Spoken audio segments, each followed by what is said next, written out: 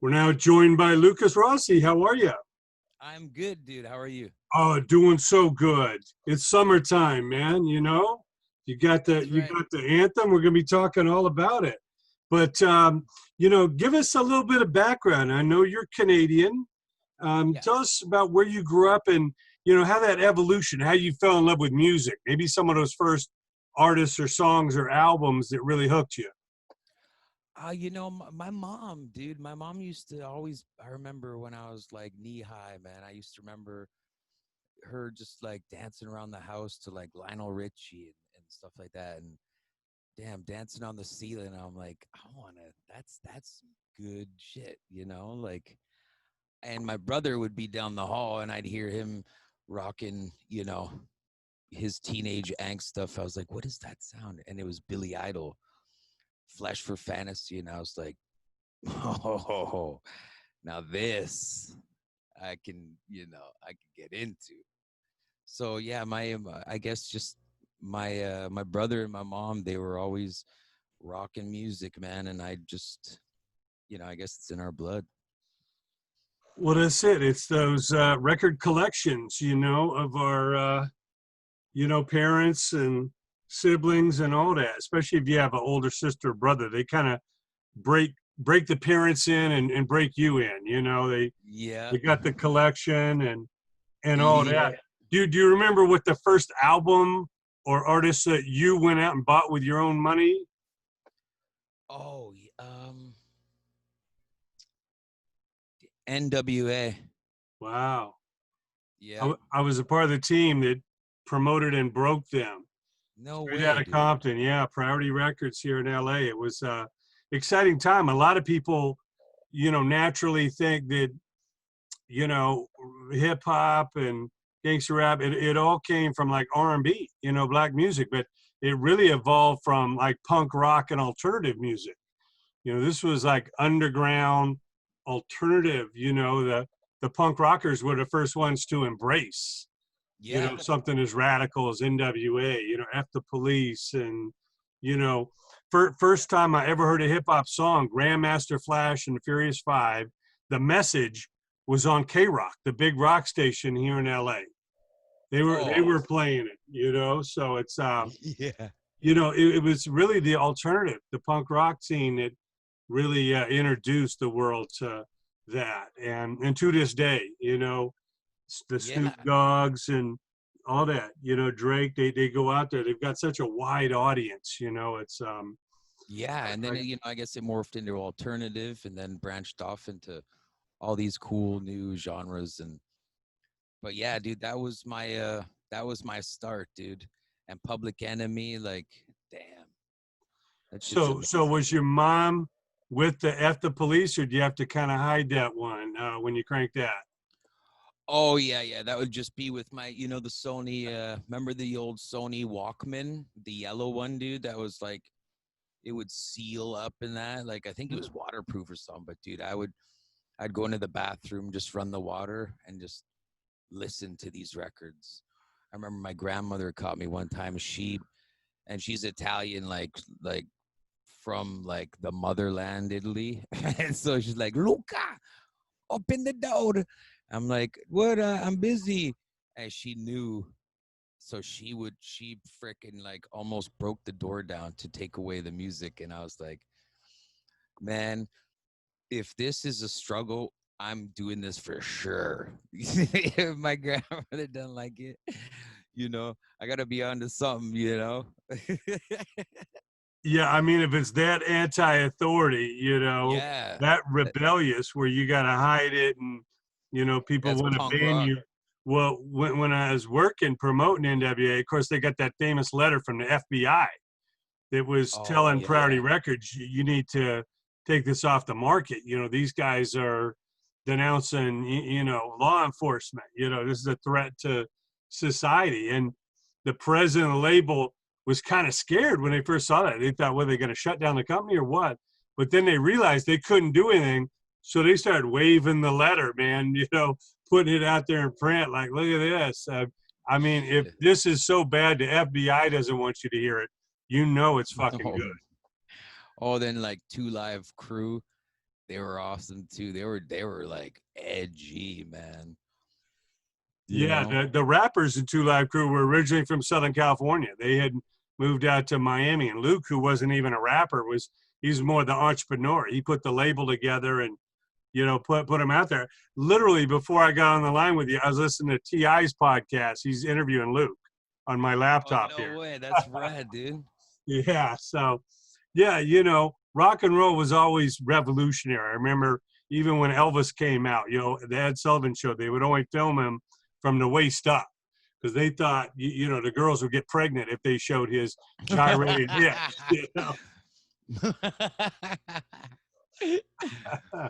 And That's awesome. of course, Little Richard and all of them, man, they were so rebellious. Chuck Berry, So all the good. founders of rock and roll. Yeah. Oh So man. as you came up listening to all this, a mixture of rap and rock and all this great stuff, tell us how it evolved to you starting to make your own music. How'd that happen? I started a band with my best friend. Like when it was kind of like the whole like, you know, TV thing. Like my best friend grew up like two houses down from me, and um guitar player as well. Like literally we're in this cul-de-sac, all of us, and um we used to just skateboard and all that. And then one day we heard this there's a schoolyard across the road from where we live, and we heard this guitar just wailing. Like, what the hell's a guitar doing like at a schoolyard? Like, so weird. And like we never heard a guitar except on like our parents' radio. Like we didn't really think much of it, but dude, I just remember going like, that shit is awesome, dude.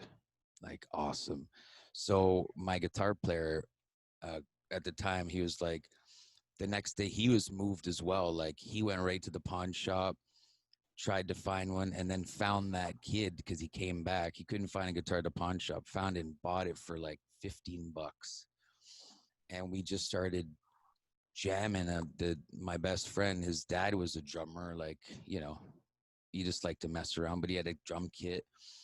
And it just kind of worked out, dude. And I'm like, this is amazing.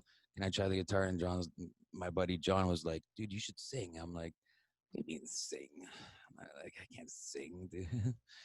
He's like, yeah, dude, when we go out and then you do that opera weird thing, like that's so awesome. Just try something. And we, you know what, we just sucked a lot until we got better. And then it just became a way of our lives. It was an escape. Music was the way for me to get away from the darkness in my life, because any chance I could escape from that, music was there to hang out with me. Yeah, it wasn't about being perfect. It was about emoting, letting it fly. And that was the great thing about punk rock when it started happening. It's like, wait a minute, I don't need to be like this Juilliard, doctorate in classical music to express myself. I can Yeah. start banging something out on an old guitar or a drum kit or some tin cans, some drums. Yeah. So it was enlightening. Matter of fact, I went to college right below Vancouver. So the last city in America, Bellingham, Washington, right above, Seattle. So back in the mid to late 70s, I would go to Vancouver all the time. Really got to know Canada, all the, the bands and the stuff up there. And of course, Vancouver was, one of the first. I mean, we put on the first Clash shows up there with the promoters, and Oh, awesome. all the Commodore Ballroom, and of course all the big bands would come to the Coliseum. I remember seeing Queen with Thin Lizzy, Oh, and awesome. Kiss with Cheap Trick, and all the big shows up there. Oh, cool. So yeah, it always amazed me too, because from where I was in the northwest part of Washington, I could hear like Vancouver radio. And there were all these bands and artists that I'd never heard of. And then I realized that Canada had all this talent, all these artists, and not all of them, made it over the border. That of course was the dream, to get in America and be known in both countries. But Yeah. I realized, that there's this bridge we need to build. And I started, of course, I was involved with college radio and I became the promoter at the university and everything. Yeah. And I realized that I'm going to do my part. I started very early as a musician after I saw the Beatles, and Ed Sullivan moved to England. But, my goal was to help talent grow. So I started promoting all these Canadian bands, in America. And it was That's real awesome. cool. That's Now, awesome, dude. yeah. So Well, as you developed your voice and, developed the bands, talk about writing your first songs. Everybody starts out playing covers. You play what you like, what you hear, we I but then was you kind of realize you had to create your own. I was kind of opposite, dude. I loathed doing covers. Like I didn't get it. I didn't, you know what I mean? I was always like I don't want to try and like copycat somebody, cuz that was like back in the day, dude. So like there's a different perspective on doing covers nowadays, I think, but when I was like getting into songwriting, I was more intrigued with like what I could come up with. And yeah, you're right. Everyone was doing covers and that, but we just, like I said before, we started to write stuff. Like I remember my drummer I came down to the rehearsal in his basement one day and he had this little shitty drum machine, like had a couple pads on it and it had a tape, like you could record your shit. And he was like, dude, I just wrote this little thing. I recorded like a drum loop and some parts and piano and all that. And I was like, really? Rad. How'd you do that? Anyways, long story short, he's like, do you want to try and sing on it? And I was like, really, dude? You can do that? So we were just kept doing that and kept doing that. And slowly but surely, we didn't suck as much, and we were having so much fun with it. And it becomes a culture, becomes a way of life, bro. Yeah, yeah. Well, that's exciting. Now I know a lot of us here in the States became known, to you, with this Mark Burnett show, Rockstar. Yeah. Tell us, and what an amazing cast the band was. But tell us how that got on your radar, how you ended up auditioning for that and getting on the show. I was living on the street in Montreal, man. I was just trying to get my music off the floor and doing anything, any which way, how, you know what I mean? Like hell or high water, I wasn't gonna give up. And I was couch surfing with friends, and I was living literally at one point I was in an abandoned bowling alley that we used to rehearse in, and minus 40 degrees in Montreal, so you can imagine how cold that is. And no bed, no blanket, like, on the wood floor with like newspapers covering me up, and like it was sucked, dude. And then I got a call from a friend of mine, Barb Seaton. She worked at EMI Publishing, and she goes, "Hey, there's this show that I think you should go audition for." And I was like, what is it? And she's like, it's Van Halen looking for a lead singer, like to replace their singer. And I was like, no, I can't. No, you can't replace singers. I'm not a believer in that. Like, you can never trump the original. Like I would never go and try and be in Stone Temple Pilots or whatever. You know what I mean? So I turned it down, and she's like, really? And I was like, thank you, though. But then she called like 3 days later, and she's like, no, no, no, no, no, I was wrong. It's not Van Halen. It's Tommy Lee, Jason Newsted, Gilby Clark, and they're looking for a singer of this new band. And I was like, okay. That just seemed like right up my alley. But I was like, I don't have money like to get to the audition, because it was like I was going from Montreal to Vancouver. And she's like, don't worry about it. I believe in you. Just please go do this. I'll pay for your ticket. I'll take care of it. Just go kick ass. And I guess I did, you know. So I the went there. auditions were in Vancouver? Yeah. I went there like scared out of my wits. Um, auditioned the the morning of that I got there, and we went. It was the audition was in like this Irish pub, and it was all like hectic people, like talking. Just so many people, and it was kind of like a cattle call thing. And I was like, oh man, what is that? Like, what do I do? You can imagine my fear, because like you're broke. Like, what if I fuck up? And like, where do you go from here? So I remember just going. I just wrote Headspin, and they let us play a couple songs, and I played Headspin, and I played Lightning Crash as just like a part of it, which I didn't even really know that well. And they're like, okay, thank you. And I'm like looking around like, oh my God, I blew it.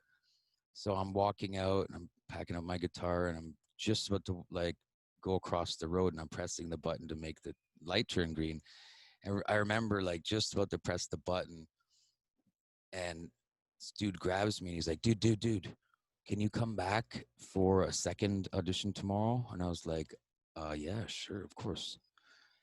And his name was Dino, so thank you, Dino. And the rest is history, man. Wow. So now the show though was taped in LA, right? Yeah. Okay. So you make your way down to LA. Had you ever been to LA before this? N- Once before, yeah, once before, a few years prior to that, just went down for like vacay and that. And I remember I was on the strip going like, oh my God, this place is so like grandiose, like it would swallow me up, this place. And you know what I mean? It's kind of like going to Vegas, the first time you're like, it's just very overwhelming. But I sure made my way back there, man. And LA's it's a battle, bro. Music's a Yeah. battle, Well, obviously it's the big pond. So to stand out there is the ultimate. But coming to LA myself, coming from the Northwest in 1980, it felt like it was the epicenter. It was like if you had to make it somewhere, you had to make it there, because then all the other dominoes fall from there. You can Yeah. make it in even in Vancouver, but doesn't mean you made it in America. It's Yeah, it's LA or New completely York's different. the gateway. Yeah. Mm-hmm. And then you see these legendary clubs, and the history. It's like, oh man, that's where the Doors and Motley Crue and Van Halen started, and Yeah. all these. Viper Room, all that shit. Yeah. Yeah, that's where Led Zeppelin played in a club right there. Yeah. Rainbow Room. Man, how many bad decisions were made in that bar? Yeah. No, it's amazing history, and there's some great clubs that were around in the 70s that are no longer there, like the Starwood. That was right down the street from the Troubadour there. And I mean, Judas Priest, Led Zeppelin, AC/DC, everybody played there. But Yeah. I think Van Halen was like a house band. That's where they got signed. Warner Brothers came down and signed them at the Starwood. Oh, cool. Yeah. But now, at what point, tell us about getting introduced to Tommy Lee and Gilby Clarke and Jason Newsted. I know you connected immediately with Tommy Lee, man. He's just such a kid at heart. Yeah. I, during the show, I slowly met we all, everybody on the show slowly met everybody, in the band. And, but yeah, immediately me and Tommy were like, brothers, dude. It was really weird, like real freaking brothers, not like, yeah, you're my bro, dude. Like we just had this connection. And yeah, we just we knew it was right, you know. And Gilby was wonderful, and Jason, and they're all like really great humans, man. And goddamn, they've done so well. And like, I mean, between them all, I mean, how many records is that? Like 80 million, like something Yeah, no, ridiculous. it's like a zillion. Yeah, Did, dude. I It's know just I know Tommy's pretty playful and pretty open, but did he ever tell you what it was about you that he immediately like connected with? Because you wouldn't think that he was immediately that open with everybody. yeah. Uh, he basically said everything about me, like just my like persona and voice and all that, man. It was, it's just it was in the right place, the right time, the right thing. And um, yeah, it was, I feel very blessed to have had that opportunity. It was the best time of my life. And, I made friends for the rest of my life. So Yeah. Well, tell us about that experience going up the ladder, working towards, getting chosen as the number one and, being a part of that band. What was that like? Was it, tense and fearful? Like, man, yeah, it was, dude. Like, when you have that weight on your shoulders, I don't want to let anybody down, but, coming from such a green um, place, I haven't toured the world and, um, so on and so forth. But it was a lot throwing in, being thrown into a machine. Like literally the day after, no, the hour after I won, we did like world press, and like that's world press. You can't, just swear and be a douche. Like put your best foot forward. And I did my best with that. But, I made a lot of mistakes, but I mean, who the hell doesn't, bro? Um, they, you know, they chose me to be me, and that's who I am. And dude, it was the best time of my life. We wrote a killer record, toured the world, and um, jeez, and not many people can say that. yeah, Whenever I get down about anything, you know, I go online and I can just see these amazing fans like supporting and just vigilant, always there. And I mean, Jesus, that's a life, man. yeah. You couldn't buy that. That's just Well, just amazing. well, a lot of these guys were very seasoned at that point. Did anybody give you any tips as far as how to deal with the media, like any media training or how to kind of present yourself? Because you get this barrage of questions, a lot of them the same, but still, you don't have time to think about it. You got to answer real fast. Yeah, I recall something like that, and it kind of put me off. I think it was during the show, like it was one of the exercises or whatever, and I was like, you can't rehearse something that hasn't happened yet. Um, I think that the best way to go about an interview is to just be yourself. If shit slips up, man, then you know what? Then too bad. Like, I mean, I'm not gonna say anything totally off the wall, but I mean, how many times have you said something, been like, oh, I could have worded that a little different, or you know what I mean? Like, who cares, dude? We are who we are. That's what makes us special. Well, that's what's good is you can learn, from the interviews. You can kind of, gain more experience as you go and kind of tweak. It's just like learning to sing or writing songs. It's an evolution. Totally, totally, man. Well, And if people are gonna ask you crazy questions, then there's a way around that. We when we were in Australia doing press, um, most of the interviews that we went into, me and Tommy, I mean, got so bad. Like he was like, dude, if anyone says anything about Pamela Anderson, I'm gonna jet. And I was like, really, dude? Because we were there promoting a record, not talking about other stuff.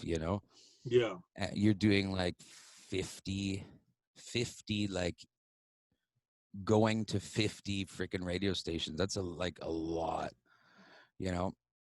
And yeah, we got asked that. And dude, we like walked in and sat down, and the guy's like, so tell me, how's Pamela? And he went, what?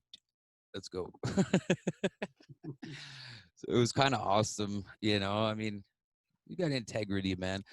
I mean, an interview's an interview. We're both kind of interviewing each other. I'm not any better than the interviewer, you know, vice versa. So it's just a conversation. You got to be respectful and, you know, get to the nitty gritty, the meat and potatoes.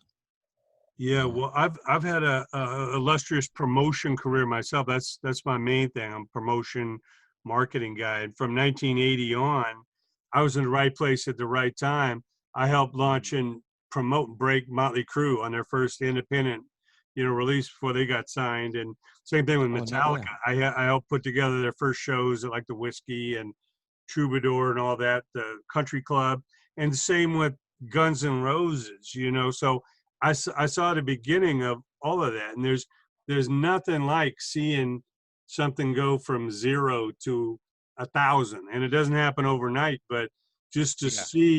to see that, and you remember when I helped even launch, like I say, NWA, and Dr. Dre was like broke, he had to bump start his car, a little broke down Toyota, and the Yeah. guy's a billionaire now. So it's amazing to see that rocket ride, and the Yeah. evolution. And so some people deal with it, and some people like Kurt Cobain couldn't deal with it. But it's Hmm.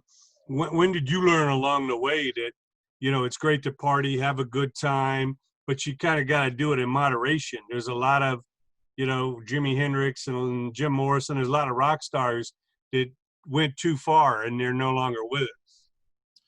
I learned pretty early on, dude. You know, as like a singer, I always found that if you're drinking and partying, whatever, you're not gonna last. You're gonna fizzle out and you're gonna burn out. You're not gonna be able to perform, and if you do, it's gonna be shit. It's gonna be half-assed. And what's the point of playing or even getting on a stage if you're gonna go up and be half the man you're supposed to be?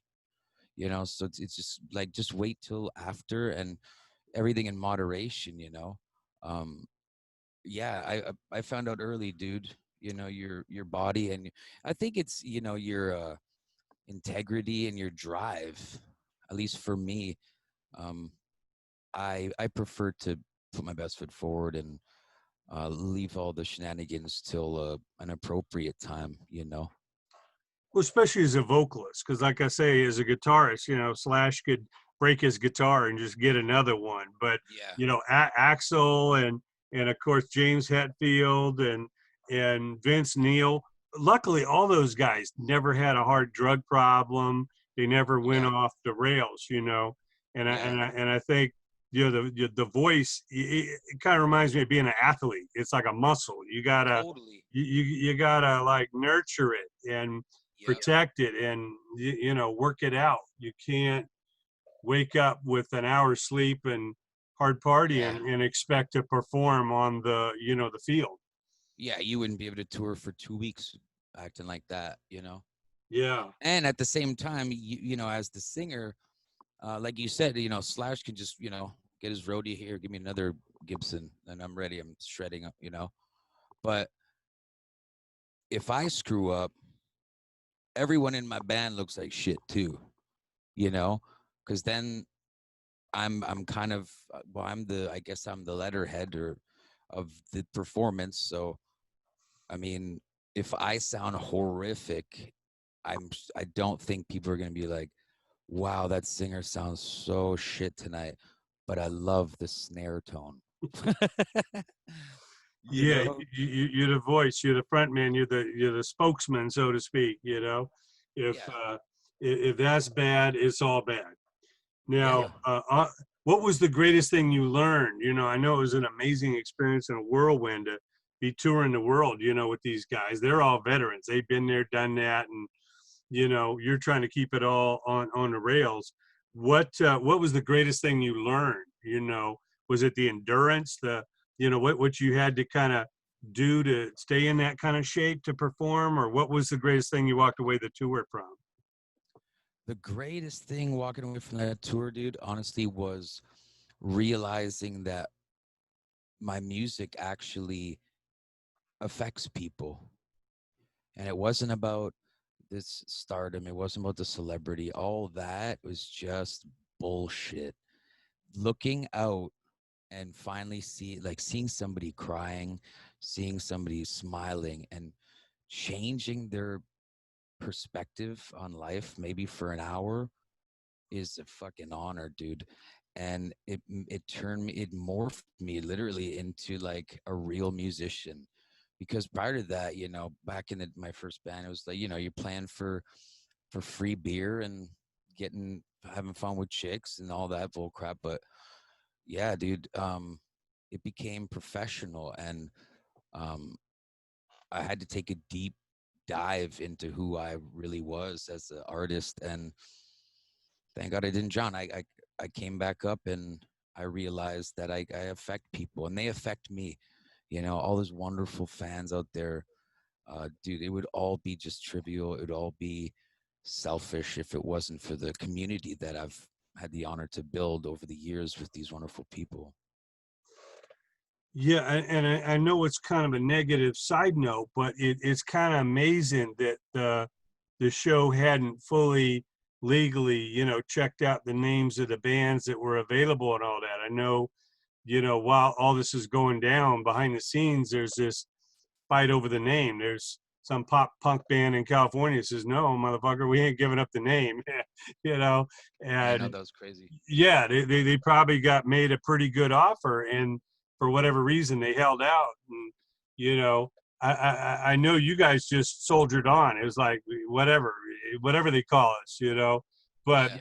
was that kind of crazy having to deal with that? Like, shit, we got to change the name, or It was at first it was shocking, obviously, because like how would that slip through the cracks? It's such a rudimentary decision to be made prior to doing a major television show, but shit happens. Nobody's perfect, and uh you're right, man. You can put a name, you could put a Toyota sticker on a Ferrari. It's still a Ferrari. You call it what you want, but yeah, that was a little crazy, but we didn't dwell on it, man. We just wanted to get out there and rock shit.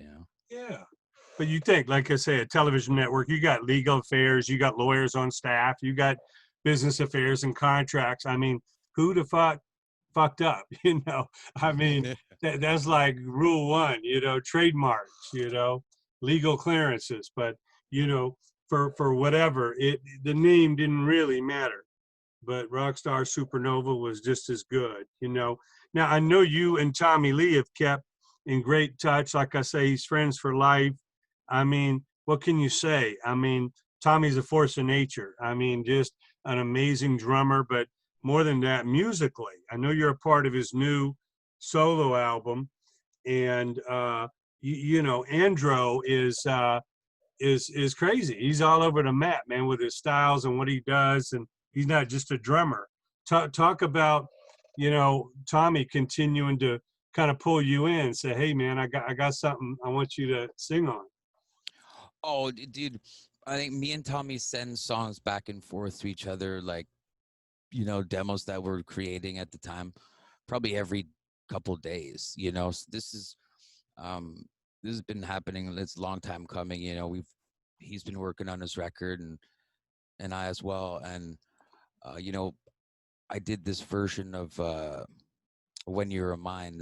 It's a Prince cover, but I slowed it down and made it very dark and piano and very ethereal, and you know what I mean. And I sent it over to him. He's like, dude, and so I sent him, the rough session I had, and then he put drums and craziness on it, and John Five played guitar on it, and then Bob Rock mixed it, and I was like, damn, like, it's cool, man. The internet it's changed a lot of things, man. But I think, especially during this whole COVID monstrosity, it's actually really, we've benefited immensely, I think, because sharing songs, I can send a song to LA in like 13 seconds, and then it's like we're in the same room, which would kind of suck if I had to get on a flight for 6 hours, pack, unpack. You know what I mean? There's just a lot of shenanigans in the way of that shit. At least now we can just streamline it, get our ideas out, and then see if they're great or not, you know, and then pop that sucker out, dude. So yeah, it's been cool. Yeah, it's kind of forced us all to rethink, how we can do things, without going out, without doing things the old way. Maybe we're morphing into some new ways of recording, new ways of performing, in addition to some of the, ways we did before. And it's kind of great. Just like these Zoom calls, man, they're an awesome interview. We can Yeah. spotlight you and in all your glory rather than just hearing your voice on a phone line. Yeah, yeah, totally, dude. It's the new radio. Well, that brings us to the amazing summertime anthem, Summertime. Tell us about, you know, coming up with the concept. I mean, obviously growing up as a kid in school, I mean, you couldn't wait for that last bell to ring, man. Your last class, you knew you were out for the summer. Yep. You just every day was playtime. You didn't have to do your homework. Get up super early. Talk about the feeling behind coming up with a song. What was your concept and what was your goal?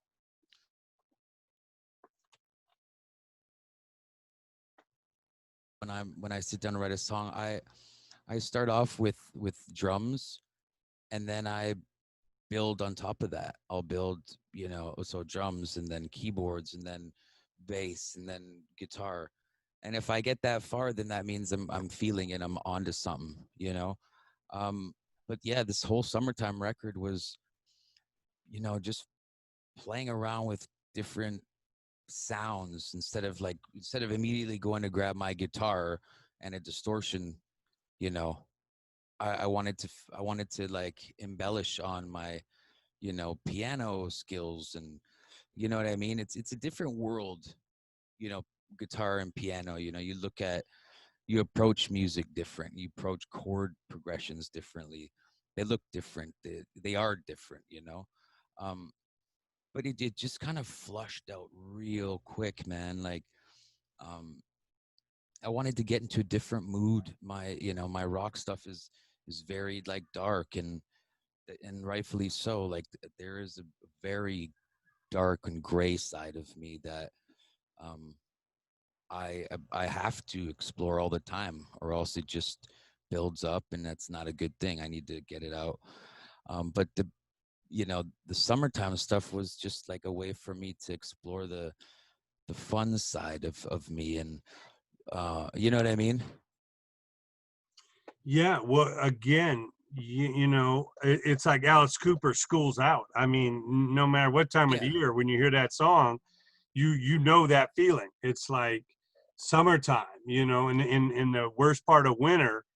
I know in those cold climates, you just dream of when the sun comes out and stays out all day, and you can go out riding with the top down, or go out to the park and lay out and have a picnic, whatever you want to do. It's the freedom of summer, and just the Yeah. thought of growing up. And like we talked Yeah. about Tommy Lee being the eternal teenager, you keep that part inside of you. Like, you remember as a kid, how fun it was to fall in love with music or to go rock out with friends. And summer was always one of the ultimate dreams or times of the year.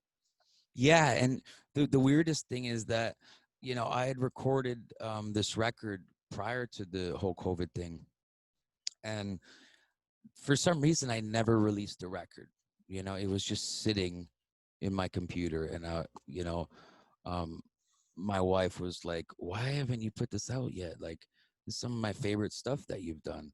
I'm like, "I just don't think it's the right time." There was just something nagging in the back of my mind. And then I was like, you start to see this whole progression of COVID and everything going on. I'm like, wow, man, it's so like dark out there. Like, everything on YouTube and Facebook is just like, I don't even want to like go on there. It's scary, and you know what I mean? And um, I all of a sudden I'm like, dude, I think summertime would be a wonderful way to get people like into a good mood.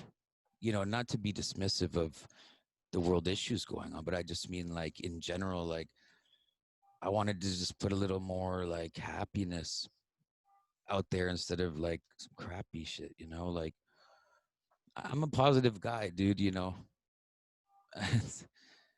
What can I say? Well, it shows. I mean, the song is anthemic. You know, it just immediately makes you feel like enjoying the summer, whether whatever part of the year it is. Now, the idea to have all these clips, I'm assuming these were iPhone clips of Yeah. all the friends and acquaintances. How early did that come in, and who were the first ones that came in? How did it all snowball? Oh, I immediately I was well, the only way I just wanted to look like a giant Zoom call because that's all we can really do, you know, and that's kind of that's our new way of communicating is, you know, because of this freaking COVID shit. But um immediately I was like, this video has to be just like my friends just sending like we're on a giant Zoom call. And I think first was damn, what was it? DMC, Tommy Lee, Shayna Mokler, uh, from Paul Schultz from Sopranos. It was there was it was just all at once. Like I was just saying, like sending out texts and calling people, and I was hoping they'd be into it because you know there's going to be so many people. I needed to give them you know enough screen time. I didn't want to just have a blip and like, oh, who's that? Like, you know, I wanted everybody to just be like partying in this fun video. And it just, dude, I had this drive in my Google Drive and it just kept blipping, blipping, blipping, blipping, filling up. And I remember right before we started editing, I was taking just a glance of all the people and dude, I teared up, bro. I was like, wow, talking about like real people in real hard times, just showing up and being awesome. You know, like no one was like, well, I need to clear with my manager or like, you know, like, can you show me the final product before? Like nobody. And dude, everybody in the video has been an integral part and at some point of making me who I am today. You know, my journey, we've crossed paths at some point. And yeah, man, that's just me and my friends at a freaking wicked ass summertime pool party, but on the phone. She basically said, you know, jump on your phone, send me a little clip. Here's the email, and they just started coming in. Yeah. Wow, it's amazing. Some of them I would screen record, you know, Okay. but it was just so fun, dude. You know, I'll never be able to top this video, man. And it is, you know, I don't even if it has a gajillion hits or zero, like when I watch that video, I smile from ear to ear. My son sings it all day, which is amazing. He doesn't sing any of my other stuff.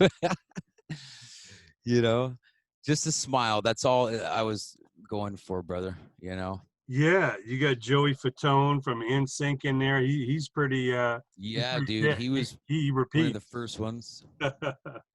And you got Matt Joey. Pinfield that we know from MTV and you know Yep. the rock historian. What was your relationship? How did you get to know Matt? I met Matt on Shiprocked. He interviewed my project, The Halo Method. I was in with Ben Moody of Evanescence, and I just remember him being this like really bright light and such a cool guy. You know what I mean? Like almost too cool to interview people. You know what I mean? Like you just want to hug the guy, like he's just one of those guys. You know? And yeah, he was. I remember going like, "Oh my gosh, I need to reach out to Matt. This would be so rad," you know? And everything just fell into place, bro, you know? Now, did you ask him to do the intro, or he said, let me set it up. Let me introduce the video." Oh, I just said, "Brother, I would love you in the video. Do anything you want," you know? And he listened to the track and uh came up with that legendary intro and dude, he's a legend, man. Like, what an honor.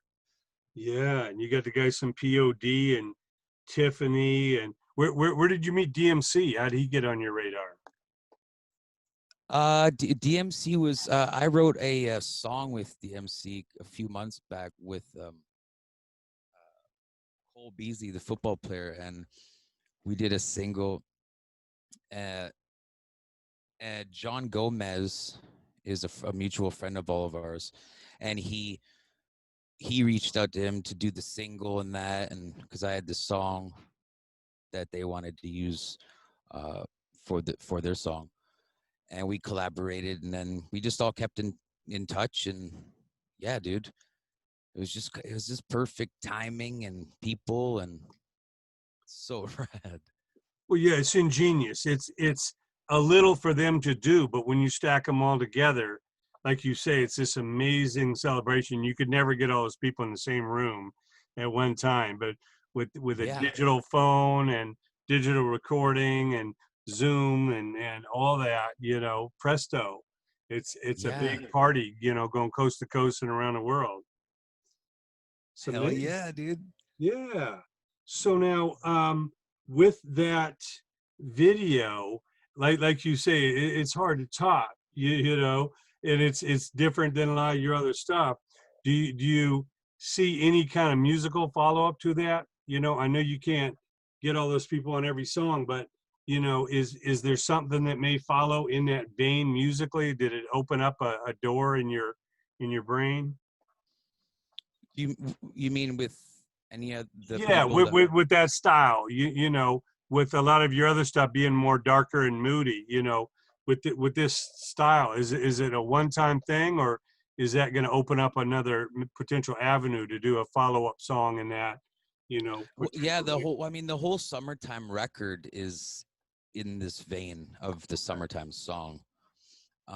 Yeah, that's just part of who I am. It may be a meld of all of it. You know, it depends on how I feel, man. I have uh, three records actually ready to go as well. I have one very heavy rock record coming out, plus two other like blends of just music, the madness in my brain, dude, whatever that is, you know. Yeah, no, that's amazing. A whole summertime record. Yeah. I remember, like I say, living up there on the Canadian border under Vancouver, it would rain for weeks at a time, man. I'd moved from Panama. I graduated high school down in Panama, Central America, and, lived all over the country and all over the world, but I had never dealt with stuff like that. So I remember when spring came through and you had this like thaw, man, the sun came out, it was something I wasn't used to. I realized that in parts of the world, people really treasure those three, summertime months because it immediately starts getting cold again in September, Hmm. October. Yep. But here in California, man, it's summer all 12 months of the year, so we're spoiled as fuck here. I mean, you could go to the beach, for Christmas. It's a I whole know. whole another world, as you know. Yeah. Well, Lucas, I it's get it's that. been a real pleasure, man. What's the best social media or website people can go to keep up with everything you're doing? Uh, you can go to my website, lukasrossi.com, and then my MySpace. I mean, my fucking what's it called? YouTube is just Lucas Rossi official, and I'm just Lucas Rossi on Facebook. Just Lucas Rossi. Well, it's been a pleasure, man. Can't wait to see you get back to California and perform some of these songs live. I know you got a lot of friends out here. Of course, this show goes nationwide and worldwide, so we Oh, appreciate right on, dude. having you on Rock Forever. We got Dude, it's more, my pleasure, yeah, man. more Come and more out to stuff see my coming show up. tomorrow. I'm Yeah. playing a live stream at stageit.com tomorrow at 7 p.m. Central. Well, we're going to put all Love, the links below this video and look forward to a follow-up, man. It's been a real pleasure, Lucas. dude, pleasure is mine, bro. Thanks for having me. Thank you so much, bro.